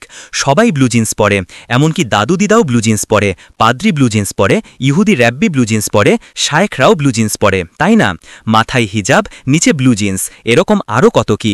চীনারা ব্লু জিন্স পরে, পাকিস্তানিরা ব্লু জিন্স পরে, আরবরা ব্লু জিন্স পরে, এমনকি মালয়েশিয়ানরাও ব্লু জিন্স পরে। এটাই হলো বিশ্বায়িত সমাজ, তাই আমি ব্লু জিন্স শব্দটি ব্যবহার করি কারণ এটি সবচেয়ে দৃশ্যমান প্রতীক। এই ব্লু জিন্স পরিহিত সমাজই এখন আক্রান্ত হতে যাচ্ছে, ইয়াজুজ ও মাজুজের দুনিয়া। ঈসা আলাইহিসসালাম আল্লাহর কাছে ইয়াজুজ ও মাজুজকে ধ্বংস করার জন্য দোয়া করেন। আল্লাহ সুবহানাহু ওয়া তাআলা কি করেন? তিনি একটি ছোট্ট পোকা পাঠান, একটি ছোট্ট পোকা যা তাদের ঘাড়ের পেছনে আক্রমণ করে। এবং যখন এই ছোট্ট পোকাটি তাদের ঘাড়ের পেছনে আক্রমণ করে, তারা সবাই পক্ষাঘাতগ্রস্ত হয়ে পড়ে যায় এবং পরদিন সকালের মধ্যে সবাই মারা যায়। অদ্ভুত, তাই না? এবং এত লোক মারা যাবে যে কেউ মৃতদেহগুলো কবর দিতে পারবে না, তাই লাশগুলো থেকে দুর্গন্ধ বের হতে শুরু করবে। এটাই সেই আগামীকাল যা আসছে। পৃথিবী মৃতদেহে ভরে যাবে। পৃথিবীর যেখানেই ইয়াজুজ ও মাজুজ থাকবে তারা এই পোকা দ্বারা আক্রান্ত হবে এবং তারা সবাই পড়ে গিয়ে মারা যাবে। আমি ভাবি কেন এমনটা হয়। আল্লাহ সুবহানাহু ওয়া তাআলা কি শরীরে এমন কোনো প্রতিরক্ষা ব্যবস্থা তৈরি করেননি যা দিয়ে শরীর লড়াই করতে পারে? আর সেই প্রতিরক্ষা ব্যবস্থার কেন্দ্রে কি একটি রোগ প্রতিরোধ ব্যবস্থা বা ইমিউন সিস্টেম নেই? আছে তো। তাহলে মনে হচ্ছে যেন তাদের রোগ প্রতিরোধ ব্যবস্থা ভেঙে পড়েছে। ইয়াজুজ ও মাজুজের ইমিউন সিস্টেম ভেঙে পড়েছে, আর তাই একটা সাধারণ ছোট পোকার কামড়ে শরীর আর লড়াই করতে পারেনি, নিজেকে রক্ষা করতে পারেনি। আমি ভাবি কিসের কারণে ইমিউন সিস্টেম ভেঙে পড়ে। এই বিস্তারিত তথ্যটি আমি গত রাতে আপনাদের দিতে পারিনি। আচ্ছা, ইমিউন সিস্টেম তার পুষ্টি কোথা থেকে পায়? কোনো ফার্মেসি থেকে? ওহ না, ইমিউন সিস্টেম তার পুষ্টি পায় খাবার থেকে। খাবার, মাখান। আর তাই খাবার শুধু পুষ্টিই যোগায় না, খাবারের একটি ঔষধি কাজও রয়েছে, ঠিক আছে? সুতরাং মহান প্রকৌশলী যখন খাবারের জেনেটিক গঠন তৈরি করেছিলেন, তিনি এমন খাবার সরবরাহ করেছিলেন যা বহুমাত্রিক কাজ করতে পারত, ঠিক আছে? যখন ইয়াজুজ ও মাজুজ খাবারের বিষয়ে নাক গলালো, তারা বলল, আপনি যা করেছেন তার চেয়ে আমরা আরও ভালো কাজ করতে পারি। তাই তারা এখন খাবারের জেনেটিক গঠনকে পুনরায় ইঞ্জিনিয়ারিং করছে এবং তারপর তারা একটি নতুন বীজ সরবরাহ করে যা আরও বড় ফসল দিতে পারে, ফলে আপনি আরও বেশি অর্থ উপার্জন করতে পারেন। এখন বিশ্বের প্রত্যেক কৃষক জেনেটিক্যালি রি-ইঞ্জিনিয়ার্ড বীজ চায়, কারণ এতে ফসল বেশি হয়। আর আপনি ঈশ্বরের চেয়েও ভালো কাজ করেছেন, আপনি আরও বেশি অর্থও উপার্জন করছেন। কিন্তু যখন আপনি নতুন জেনেটিক্যালি রি-ইঞ্জিনিয়ার্ড খাবার খান, যদি আমার কথা বিশ্বাস না হয় তাহলে যান এবং খান, কেউ আপনাকে আটকাতে যাচ্ছে না। যখন আপনি নতুন জেনেটিক্যালি রি-ইঞ্জিনিয়ার্ড খাবার খান যা সুপারমার্কেটগুলো বিক্রি করছে, যখন আপনি হরমোন ইনজেকশন দেওয়া পশুর দুধ পান করেন, বিশ্বাস না হলে যান এবং পান করুন, আমি আপনাকে আটকাচ্ছি না। যখন আপনি হরমোন ইনজেকশন দেওয়া এবং জেনেটিক্যালি ইঞ্জিনিয়ার্ড ফিড খাওয়ানো পশুর মাংস খান, যখন আপনি সেই দুধ পান করেন এবং সেই মাংস খান এবং এই সবজিগুলো খান, আপনি পুষ্টি পান, হ্যাঁ, কিন্তু এটা কি ঔষধি কাজ করতে পারে? না, কারণ আপনি খাবারের অভ্যন্তরীণ গঠনকে পরিবর্তন করে দিয়েছেন। এবং যখন আপনি এই খাবার খান, আপনার ইমিউন সিস্টেম দিন দিন দুর্বল হতে থাকে। এখন শরীর আর নিজে থেকে লড়াই করতে পারে না, আর তাই ডাক্তারদের একটি জিনিস প্রেসক্রাইব করতে হয়, যার নাম অ্যান্টিবায়োটিক। দেখুন, আপনারা সিঙ্গাপুরেও এর কথা শুনেছেন। কি আশ্চর্য! জিনিসটার নাম অ্যান্টিবায়োটিক, যাতে শরীরকে সাহায্য করা যায়।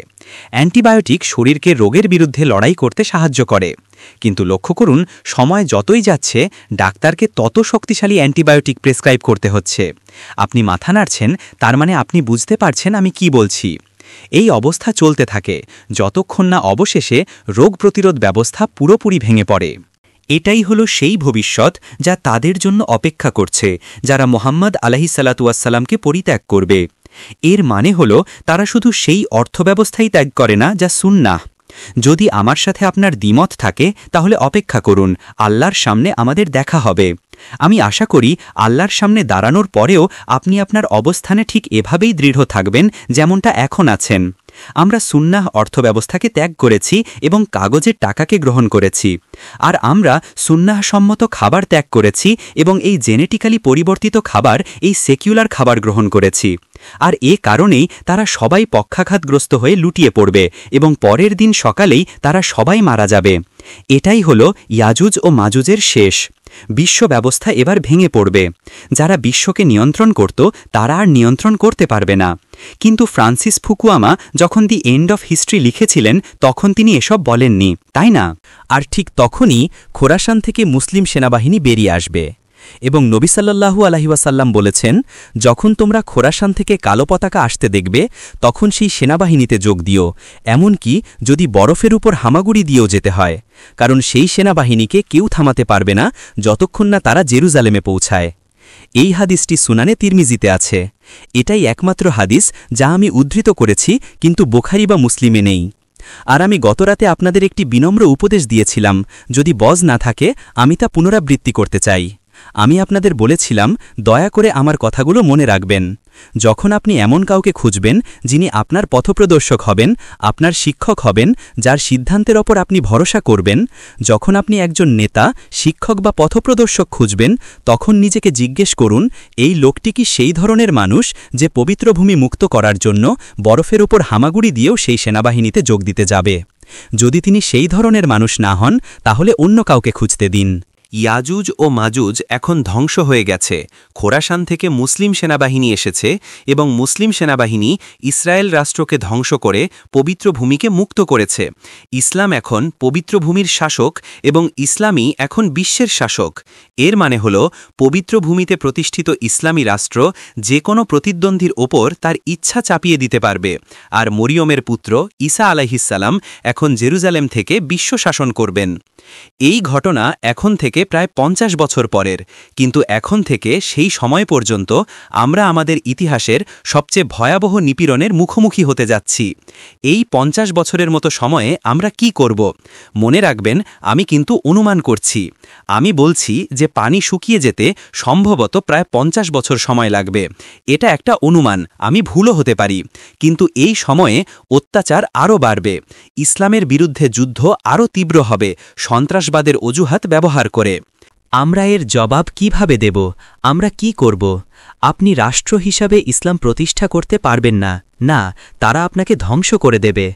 আমি যদি ম্যাক্রো বা রাষ্ট্রীয় পর্যায়ে ইসলাম প্রতিষ্ঠা করতে না পারি, তাহলেও আমাকে মাইক্রো বা ক্ষুদ্র পর্যায়ে ইসলাম প্রতিষ্ঠার চেষ্টা থেকে কেউ আটকাতে পারবে না। মাইক্রো ইসলাম, সূরা আল কাহাফি আমাকে এই পথ দেখায়। যখন তারা আমার জন্য কোনো দরজা খোলা রাখেনি, তারা আমার বিশ্বাসকে ধ্বংস করতে চায়। আমার বিশ্বাস ত্যাগ করা ছাড়া আর কোনো উপায় নেই, তারা এটাই চায়। কিন্তু সূরা আল কাহাফ আমাদের শেখায়, তোমাদের বিশ্বাস ত্যাগ করো না, বরং তাদের দুনিয়া ত্যাগ করো। তাই সেই যুবকেরা তাদের বিশ্বাস ত্যাগ করার পরিবর্তে গুহায় আশ্রয় নিয়েছিল, তারা গুহায় পালিয়ে গিয়েছিল। নবী আলাইহিসসালাতুয়াসসালাম কি বলেছিলেন? তিনি বলেছিলেন, এমন এক সময় আসবে যখন একজন মানুষকে তার বিশ্বাস রক্ষার জন্য কিছু ভেড়া ও ছাগল নিয়ে বৃষ্টির পানি পড়ে এমন পাহাড়ের ঢালে পালিয়ে যেতে হবে। এটাই হলো মাইক্রো ইসলাম। আমি একে বলি মুসলিম ভিলেজ বা মুসলিম গ্রাম। হয়তো আজ রাতে এই লেকচার শুনতে আসা আপনাদের মধ্যে যারা 20 বা 21 বছর বয়সী ইমরানের মতো 60 বছর বয়সী নন, আপনাদের মতো 20, 21 বা 22 বছর বয়সীদের হৃদয়ে আজ একটি বীজ রোপণ করা হবে। হে আল্লাহ, এটাই আমার জীবনের লক্ষ্য। যত বাধাই আসুক না কেন, আমি এটা অর্জনের জন্য সংগ্রাম করব। আমি একটি মুসলিম কমিউনিটি প্রতিষ্ঠা করতে চাই। আমি হয়তো রাষ্ট্রীয় পর্যায়ে এটা করতে পারবো না, কিন্তু আমি এটা ক্ষুদ্র পর্যায়ে একটি গ্রাম হিসাবে করতে পারি। একটি মুসলিম গ্রাম যেখানে আমাদের তরুণরা ইন্টারনেটে গেলেই পর্নোগ্রাফিতে ডুবে যাবে না, একটি গ্রাম যেখানে নারীরা হিজাব পরবে। আপনি এই গ্রামে কোনো নারীকে অর্ধনগ্ন বা 3/4 নগ্ন হয়ে ঘুরতে দেখবেন না। একটি গ্রাম যা তার নিজের খাদ্য নিজে উৎপাদন করবে, যাতে সেই গ্রামে বেড়ে ওঠা শিশুরা স্বাস্থ্যবান হয়, কোনো সুপারমার্কেটের খাবার নয়। আমাদের নিজস্ব দুধ যেখানে কোনো হরমোন ইনজেকশন থাকবে না, আমাদের নিজস্ব মাংস যেখানে পশুদের জেনেটিক্যালি পরিবর্তিত খাবার খাওয়ানো হবে না, তারা একে অর্গানিক ফার্মিং বলে। আমরা আমাদের উৎপাদিত পণ্য রপ্তানিও করতে পারব। আপনি যদি মুসলিম গ্রাম প্রতিষ্ঠা করতে চান, আপনি যদি মুসলিম গ্রামে ইসলাম প্রতিষ্ঠা করতে চান, আপনি যদি ইয়াজুজ ও মাজুজের ঝড় থেকে বাঁচতে চান, আপনি যদি আজকের বিশ্বের এই নিরলস নিপীড়ন থেকে বাঁচতে চান, তাহলে আল্লাহ আপনাকে রক্ষা করার জন্য আপনাকে কিছু করতে হবে। নবী সাল্লাল্লাহু আলাইহি ওয়াসাল্লাম বলেছেন, আমি তোমাদের জন্য দুটি জিনিস রেখে যাচ্ছি, যতক্ষণ তোমরা এ দুটোকে আঁকড়ে ধরে থাকবে ততক্ষণ তোমরা কখনো পথভ্রষ্ট হবে না। আমি রেখে যাচ্ছি আল্লাহর কিতাব এবং আমার সুন্নাহ। আর মালয়েশিয়ার আরকাম এদিকে যথেষ্ট মনোযোগ দেয়নি। আল্লাহর কিতাব এবং আমার সুন্নাহ। যদি আপনার কোনো ধর্মীয় অনুশীলন থাকে যা কোরআন বা সুন্নার উপর ভিত্তি করে নয়, তবে তা যতই উপকারী মনে হোক না কেন, যদি আপনি তা করেন, আল্লাহর সূরা আল কাহাফ বলছে আল্লাহ আপনার উপর তার রহমত বর্ষণ করবেন এবং আল্লাহ আপনাকে রক্ষা করবেন। আমরা দোয়া করি যেন আল্লাহ সুবহানাহু ওয়া তাআলা আজ রাতে আপনাদের অন্তরে এই বীজ রোপণ করে দেন, যাতে এই লেকচার থেকে সূরা আল কাহাফের মুসলিম কমিউনিটি বেরিয়ে আসে। আপনারা হয়তো সেটা প্রতিষ্ঠা করতে পারবেন। সিঙ্গাপুরে এটা করার মতো জমি আপনাদের নেই। ভুলে যান। আপনাদের এমন জায়গা খুঁজতে হবে যেখানে জমির দাম কম এবং পানি আছে, আর সেখানে আপনারা মুসলিম গ্রাম তৈরি করবেন। আর সেই মুসলিম গ্রামে যখন একজন যুবক একজন যুবতীকে বিয়ে করবে, তখন ব্যাপারটা কতই না অন্যরকম হবে। যখন তারা একত্রিত হবে, তারা দোয়া করবে, হে আল্লাহ, আমাদের এমন একটি সন্তান দাও যে বড় হয়ে তোমার জন্য যুদ্ধ করবে। আর যখন সেই সন্তান জন্মাবে, স্বামী স্ত্রী একসাথে মিলে নিশ্চিত করবে যেন সেই ছেলে একটি শক্তিশালী গাছের মতো বেড়ে ওঠে। সন্তানকে কোরআন, সুন্নাহ এবং মসজিদের শিক্ষায় বড় করা হবে, কারণ মসজিদ থাকবে গ্রামের কেন্দ্রবিন্দুতে। আর এই মুসলিম গ্রাম থেকেই বেরিয়ে আসবে সেই যোদ্ধারা, যারা পবিত্র ভূমিকে মুক্ত করবে। وتب علينا يا مولانا إنك أنت التواب الرحيم برحمتك يا أرحم الراحمين